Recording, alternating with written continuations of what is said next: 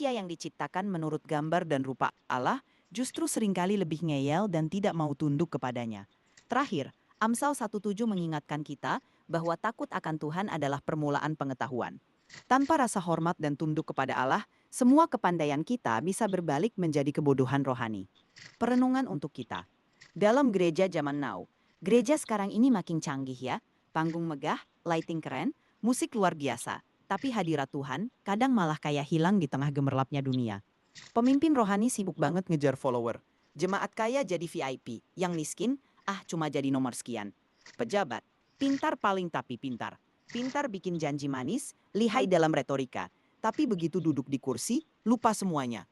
Rakyat, ya, sama seperti ombak yang tak pernah bisa melewati batas. Dalam kehidupan pribadi orang percaya, pintar teknologi, sukses karir, unggul pendidikan. Tapi rohani, kering kerontang. Lebih takut kehilangan like daripada kehilangan hadirat Allah. Yeremia sebut umat Tuhan tolol karena tidak mengenal Tuhan. Kita pun sama, pintar tapi kalau tidak takut Tuhan, kita cuma pintar tapi bodoh. Ajakan bertobat. Mari berhenti jadi orang pintar tapi tolol rohani. Kembali ke dasar takut akan Tuhan. Tuhan masih kasih kesempatan bertobat. Jangan tunggu bencana datang baru sadar. Berdoalah dengan hati yang jujur. Ya Tuhan, cukup aku pintar dalam dosa. Ajar aku takut akan Engkau. Pulihkan aku. Hari ini saatnya bertobat. Jangan cuma jadi pintar di dunia, tapi bodoh di hadapan Allah.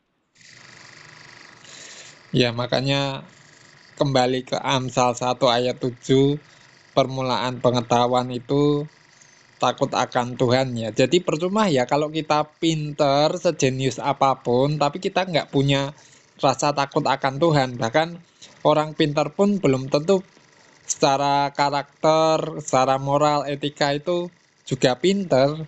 Kadang orang yang pinter, jenius itu malah sering minterin orang lain gitu loh.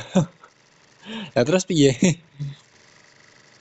Betul banget, Lunar. Memang seringkali kita lihat orang yang secara intelektual sangat cerdas, tapi karakter, moral, dan etika mereka justru nggak mencerminkan kepintaran itu.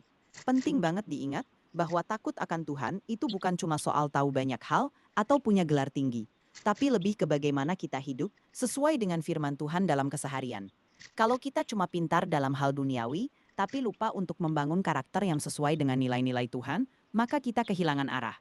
Jadi, nggak ada gunanya jadi jenius kalau kita nggak punya rasa takut akan Tuhan. Sebaliknya, mari kita terus belajar untuk menerapkan hikmat ilahi dalam hidup kita, agar segala kepandaian yang kita miliki membawa berkat dan kemuliaan baginya. Terima kasih sudah berbagi pandangan yang sangat dalam ini. Semoga kita semua terus bertumbuh dalam takut akan